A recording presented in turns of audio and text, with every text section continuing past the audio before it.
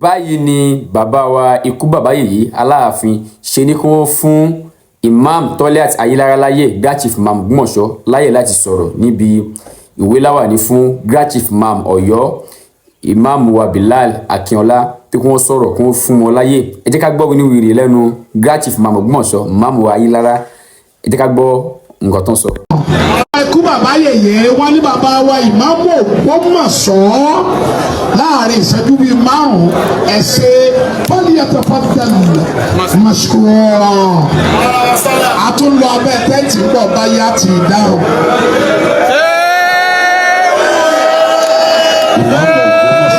Ìmáàmù Ògbómọ̀ṣọ́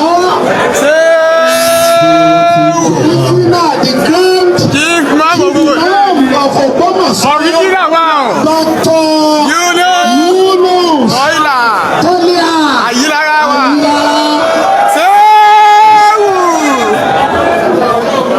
Sewu.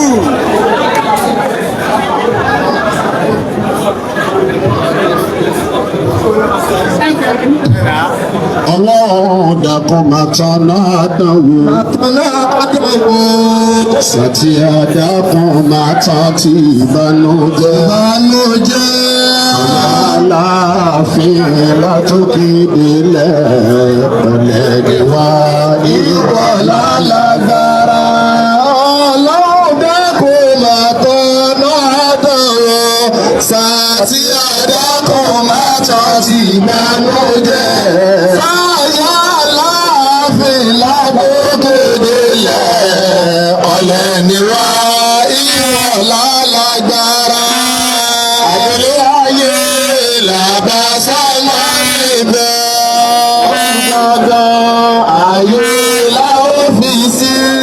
Àdèlé ayé làbàṣà níbẹ̀. Ó di dandan a ó fi sáyé lọ. Kúrò wá látòkè délẹ̀. Ó di dandan kó fi wá sáyé lọ. Ọlọ́run dákun máa tán lọ́dọ̀. Sàtì àdákùn máa tán ti ìbànújẹ́. Sọ̀yọ́yà fìlà bókè délẹ̀. Ọlẹ́ni wá ìwọ̀ lálágbára. Ọmọ ẹgbẹ́ fún bàbá yìí, kábíyèsí o, òkè Aláàfin, kábíyèsí. Ìṣẹ́jú márùn-ún náà lè lò mí ìsìnkà ń lò tó bẹ́ẹ̀ lọ. Orí pé ibi mo tó kó sílẹ̀ gbogbo àwọn èèyàn wa lọ́yọ̀ọ́ wọ́n sọ fún mi pé bí n bá dìde ń dúkìá sálámọ̀ sáwọn lábẹ́ tẹ́ǹtì. Mo sì ní program kan láago 4 l'Ógbómọ̀ṣọ́. Bàbá wa ikú bàbá yìí mo kí i. Kí n tó padà sọ́dọ̀ bàtí ó ní báwọn náà mo fẹ́ kí. Mo kí His Excellency the Executive Governor of Oyo State, Engineer Seyi Makinde, tí bàbá wa Deputy Governor tí wọ́n ń ṣojú wọn, bàbá wa Barrister Bayo Lawal, ọlọ́kọ̀ máṣe ìjáde ẹgbẹ́ ẹ̀kọ́ láwùjọ àmì. Mo fi kí gbogbo àwọn ìjọba tí wọ́n ń bẹ bí. Mo kí bàbá wa ààrẹ Mùsùlùmí. Mo fi kí aṣíwájú àti gbogbo àwọn olóyè Mùsùlùmí ńláńlá. Mo kí gbogbo ẹ̀yin ààrẹ Mùsùlùmí náà mo kí fáwọn ìsìn. Ààrẹ Mùsùlùmí àmì Yorùbá láti Ẹdó Àdẹ́ta. Bàbá wa Dàwúd Mákànjú ọlá dídàmà. Mo kí aṣíwájú gbogbo Mùsùlùmí àti gbogbo àwọn mọ̀yàmọ̀yà. Mo kí gbogbo ẹ̀yin ọba aládé mo kí ń bọ̀. Ṣé a rí bàbá wa Aláàfin? Mo dúpẹ́ lọ́dọ̀ yín bẹ́ẹ̀ ṣe láwọn bàbá yín kì í ṣe. Wọ́n ní yábìlá ilẹ̀ bí ẹ̀kọ́ ti dùn ní yá máa rí fún un. Yábìlá ilẹ̀ bí ẹ̀kọ́ ti dùn ní yá máa rí fún un. Kàkà lálẹ́ àbílá ìbílá di apá. Àbúrò kàkà lálẹ́ àbílá ìbílá di apá. Ọlọ́run tí ó wà lórí ara wa lẹ̀ Yorùbá, òun ni pé ajíṣe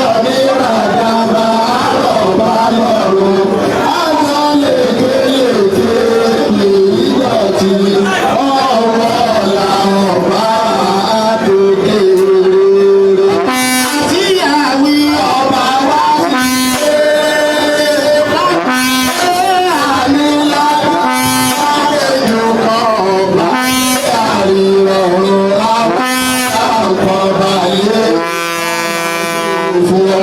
Ìyẹn ní Bàdàbà Aṣọ́yè èké lọ́tí ọlọ́ọ̀bá àdókè. Ìwọ́n náà pè wá lára bí òmà dáadáa. Òmà dáadáa ni o. Ẹni tó bá lékún àwọn òsí. Ẹni tó bá lékún àwọn àfà. Àfà ìbára kan sí láyé àwọn làǹkọ́ bá lékún. Àmọ́ yìí ọba. Àmọ́ ìtumọ̀ ayé wọn. Bàbá Aláàfin. Bàbá Aláàfin ní ẹ̀fọ́ ilé wọn. Àwọn ọmọ náà máa yọ bẹ́ẹ̀. Àyà kún wọn lọ. Aláàfin. Àmọ́ yìí ọba àpọ̀ náà. Ọlọ́run ní kí ẹ ṣubú. Ọlọ́run ní kí ẹ jábọ̀. Wọ́lá ilaha illallah. Ẹ ṣe tí wọ́n pè é. Àjọ pẹ́ fúnra wa. Àjọ pẹ́ fúnra wa lóko ọlọ́run. Tani lele. Aláàjì Ajíṣafẹ́. Aláàjì Ajíṣafẹ́. Olórí ẹbí ẹ ṣeun. Ọlọ́run ṣe bá dúró tì í. Wọ́lá arúgbó náà wọ́n wá kàkọ́ fún bàbá wọn ìmọ̀mù. Ọtún yìí lára. Bàbá ìmọ̀mù. Àtún ẹ̀ lára.